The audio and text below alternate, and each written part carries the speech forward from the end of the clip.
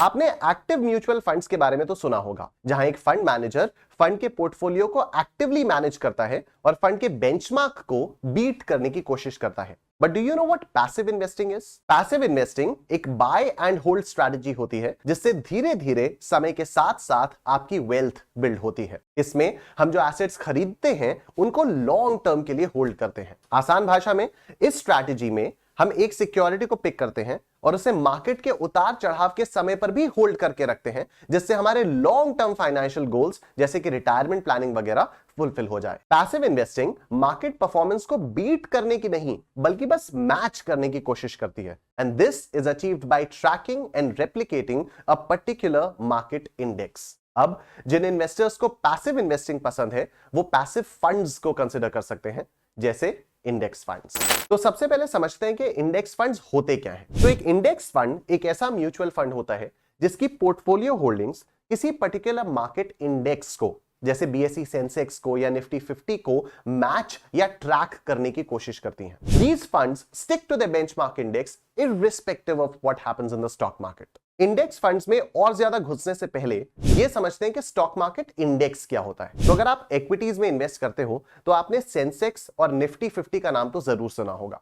ये stock market indices होते हैं जो पूरे के पूरे स्टॉक मार्केट की परफॉर्मेंस को मेजर करते हैं। ये stock market indices popular sectors के स्टॉक्स को इंक्लूड करते हैं। फॉर इंस्टेंस निफ्टी 50 50 स्टॉक्स का एग्रीगेट है, and these stocks belong to the sectors like banking, finance, pharmaceuticals, oil and gas, automobiles etcetera. Similarly Sensex 30 stocks का एग्रीगेट है अक्रॉस वेरियस सेक्टर्स। एक index fund जिस भी मार्केट इंडेक्स की परफॉर्मेंस को track करता है, उस मार्केट इंडेक्स के सभी स्टॉक्स को उसी प्रोपोर्शन में खरीद लेता है। So theoretically, the performance of the index fund should match the exact performance of the index. Suppose एक इंडेक्स फंड निफ्टी 50 को ट्रैक करता है, तो अब इस इंडेक्स फंड के पोर्टफोलियो में वही 50 स्टॉक्स होंगे जो निफ्टी 50 में है, और वो भी इसी प्रोपोर्शन में होंगे। तो जाहिर सी बात है कि इस फंड की परफॉर्मेंस भी बिल्कुल वैसी ही होगी जैसे निफ्टी 50 की परफॉर्मेंस होगी, राइट? पर रियलिटी में ऐसा होता नहीं है, because of something known as the tracking error. Tracking error को अभी थोड़ी देर में हम इसी वीडियो में डिस्कस करेंगे। एक्टिव फंड्स में, for example diversified equity funds में, जो फंड मैनेजर होता है वो स्टॉक्स को पिक करता है with the aim of delivering a performance that beats the fund's stated benchmark index. एक फंड मैनेजर के पास एनालिस्ट्स और रिसर्चर्स की एक पूरी टीम होती है जिसकी मदद से वो एक्टिवली स्टॉक्स को बाय, होल्ड और सेल करता है और अपने गोल को अचीव करने की कोशिश करता है। Active management strategies rely on a single fund manager or a group of fund managers to make investment decisions. Passive funds में, for example, index funds में, फंड मैनेजर पोर्टफोलियो मैनेजमेंट में एक्टिवली इन्वॉल्व ही नहीं होता है। ये लोग सिर्फ एक बेंचमार्क के इंडेक्स की परफॉर्मेंस को डुप्लीकेट करने की कोशिश करते हैं। Unlike active funds, passive funds have a buy and hold strategy that seeks to mirror a market index returns. For example, अगर कोई एक इंडेक्स फंड सेंसेक्स को ट्रैक कर रहा है, तो उसे अपने पोर्टफोलियो में सेंसेक्स को ही मिरर करना होगा। इसका फंड मैनेजर इसके पोर्टफोलियो में ऐसा कोई स्टॉक इंक्लूड नहीं करेगा जो सेंसेक्स का पार्ट ही ना हो। आप अपने स्क्रीन पर एक्टिव फंड्स और पैसिव फंड्स के डिफरेंसेस की एक टेबल को देख सकते हैं। अगर हम अप्रोच के बेसिस पर बात करें तो एक्टिव फंड्स का फंड मैनेजर मार्केट कंडीशंस को ध्यान में रखते हुए अपने डिस्क्रेशन पर एक प्रोएक्टिव डिसीजन लेता है, जबकि पैसिव फंड का मैनेजर बेंचमार्क के मूवमेंट पर ही डिपेंडेंट रहता है। अगर हम रिटर्न्स के बेसिस पर बात करें तो एक्टिव फंड्स के मैनेजर का ऑब्जेक्टिव होता है कि वो बेंचमार्क रिटर्न को सरपास कर जाए। पैसिव फंड्स में रिटर्न्स एक्टिव फंड्स के कंपैरिजन में कम ही होते हैं। पैसिव फंड्स में रिटर्न्स बेंचमार्क की ही रेंज के होते हैं या फिर उससे थोड़ा सा कम। अगर हम एक्सपेंस रेशियो के बेसिस पर बात करें तो एक्टिव फंड्स का एक्सपेंस रेशियो अराउंड 0.08% से लेकर 2.25% तक होता है, जबकि पैसिव फंड्स के ऊपर सेबी की गाइडलाइंस के हिसाब से एक लिमिट है कि उसका एक्सपेंस रेशियो 1% से ज्यादा नहीं हो सकता है। Now will talk about the different types of index funds. Number 1, broad market index fund. एक broad market index fund stock market के एक बड़े सेगमेंट को रेप्लिकेट करने की कोशिश करता है। For example, an index fund which tracks the movement of Nifty 500 index is a broad market index fund, क्योंकि इससे इन्वेस्टर्स को अलग अलग सेक्टर्स और अलग अलग मार्केट कैपिटलाइजेशंस का एक्सपोजर होता है। एक ब्रॉड मार्केट इंडेक्स फंड में इन्वेस्टर्स को एक सिंगल इन्वेस्टमेंट से ही हाई डाइवर्सिफिकेशन का एक्सपोजर भी हो जाता है। Number 2, market capitalisation based index funds. Market capitalisation based index funds investors को स्पेसिफिक मार्केट कैपिटलाइजेशन के स्टॉक्स में पैसिवली इन्वेस्ट करने में मदद करते हैं। इसके कुछ एग्जांपल्स हैं Nifty 50, Nifty next 50, Nifty mid cap 150, Nifty small cap 250 और द निफ्टी 200। जो भी इंडेक्स फंड्स इन इंडिसेस को ट्रैक करते हैं वो primarily large cap, mid cap और स्मॉल कैप स्टॉक्स में इन्वेस्ट करते हैं based on the chosen index. Number 3, equal weight index funds. Equal weight index वो होता है जहां इंडेक्स के हर स्टॉक की वेटेज इक्वल होती है। एक इंडेक्स फंड जो कि किसी भी इक्वल वेट इंडेक्स को ट्रैक करता है उसे इक्वल वेट इंडेक्स फंड कहा जाता है। आप अपने स्क्रीन पर देख सकते हैं कि एक equal weight Nifty 50 index market cap weighted Nifty 50 index के कंपैरिजन में बहुत ज्यादा डाइवर्स है in terms of holdings and sectoral allocation. अब आप अपने स्क्रीन पर देख सकते हैं कि इन दोनों ही इंडिसेस में टॉप सेक्टर्स की वेटेज कितनी कितनी है। नंबर 4, स्मार्ट बीटा और फैक्टर बेस्ड इंडेक्स फंड्स। देखो, इंडेक्स बिल्ड करने के लिए मार्केट कैपिटलाइजेशन अप्रोच सबसे पॉपुलर है, लेकिन कुछ और एट्रीब्यूट्स जैसे PE ratio, dividend yield, cash flow, sales वगैरह, इन्हें भी इंडेक्स बिल्ड करने के लिए वर्दी मैट्रिक्स माना जाता है।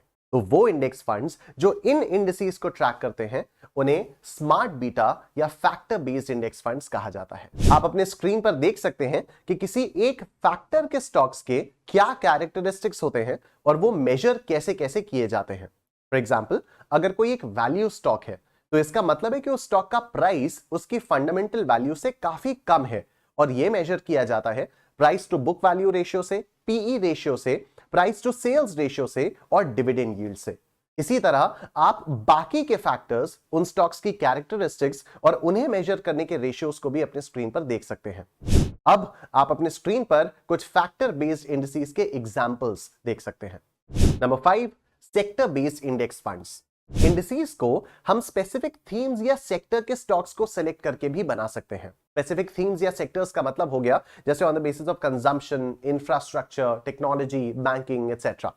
तो जो इंडेक्स फंड्स ऐसे इंडिसेस को रेप्लिकेट करने की कोशिश करते हैं उन्हें हम सेक्टर बेस्ड इंडेक्स फंड्स कहते हैं। आप अपने स्क्रीन पर कुछ सेक्टर बेस्ड इंडेक्स फंड्स के एग्जांपल्स को देख सकते हैं। And number 6, international index funds. एक इंटरनेशनल इंडेक्स फंड वो म्यूचुअल फंड होता है जिसके फोकस की स्कोप ग्लोबल होती है। किसी भी और पैसिव फंड की तरह एक इंटरनेशनल इंडेक्स फंड भी किसी इंटरनेशनल या ग्लोबल बेंचमार्क इंडेक्स को रेप्लिकेट करने की कोशिश करता है। आप अपने स्क्रीन पर इंटरनेशनल इंडेक्स फंड्स के एग्जांपल्स को देख सकते हैं। अब बात करते हैं कि ट्रैकिंग एरर क्या होता है। तो बेसिकली एक इंडेक्स फंड के रिटर्न में और वो जिस इंडेक्स को ट्रैक कर रहा है उसके रिटर्न में अगर कोई डिफरेंस होता है तो इस डिफरेंस को हम ट्रैकिंग एरर कहते हैं। ट्रैकिंग एरर के कुछ मेन रीजंस हैं जैसे mutual fund expenses, cash balance of index funds और problems in buying and selling of underlying securities. इन तीनों ही रीजंस को एक एक करके समझते हैं।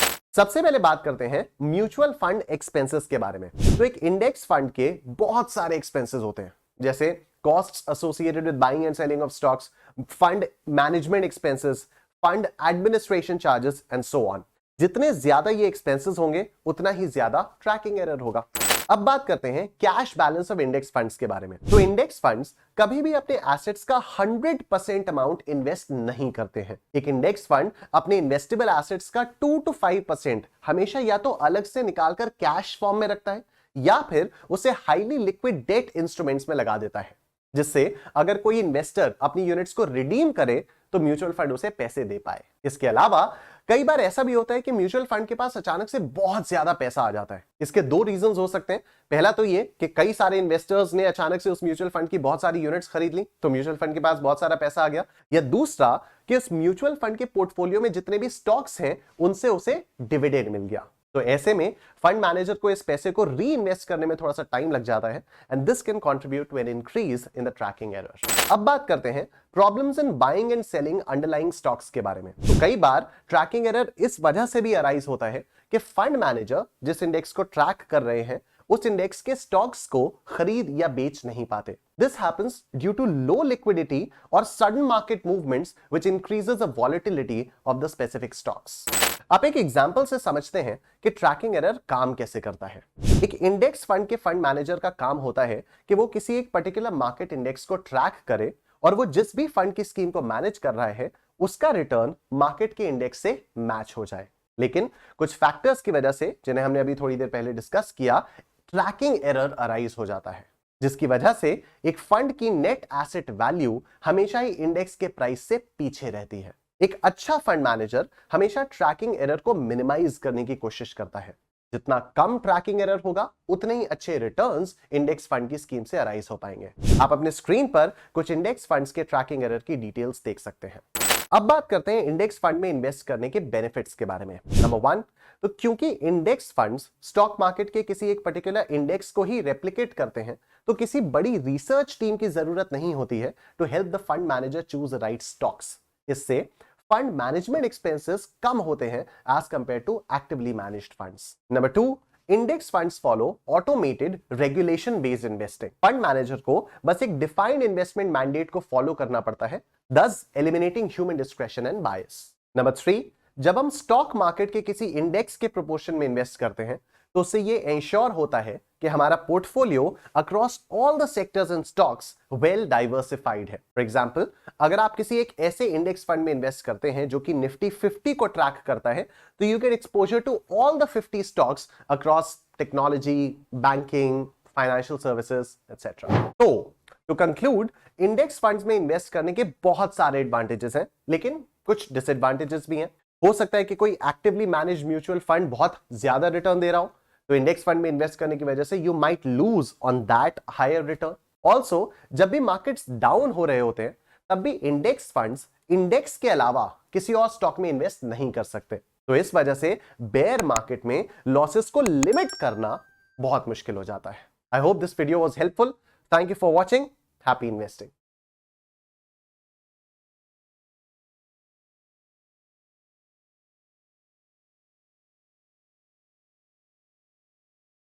Mutual fund investments are subject to market risks.